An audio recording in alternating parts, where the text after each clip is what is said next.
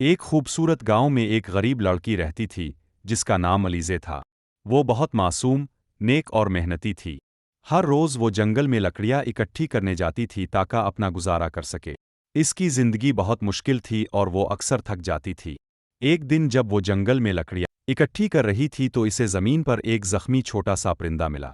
वो उड़ नहीं सकता था और बहुत तकलीफ में था। अलीज़े को इस पर बहुत तरस आया और इसने इसे नरमी से उठाकर अपने घर ले आई। अलीज़े ने इस परिंदे की दिल से देखभाल की।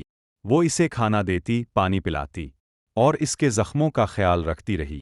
कुछ दिनों में वो परिंदा बेहतर होने लगा। फिर एक दिन अचानक एक अजीब मौजिज़ा हुआ। वो परिंदा चमकदार सुनहरी रोशनी में बदल गया और एक जादुई परिंदा बन गया।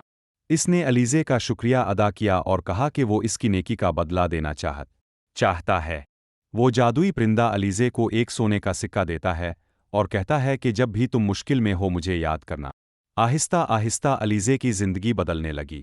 इसके हालात बेहतर हो गए और वो खुशहाल हो गई। लेकिन इसने अपनी नरमी और अच्छाई कभी नहीं छोड़ी और है।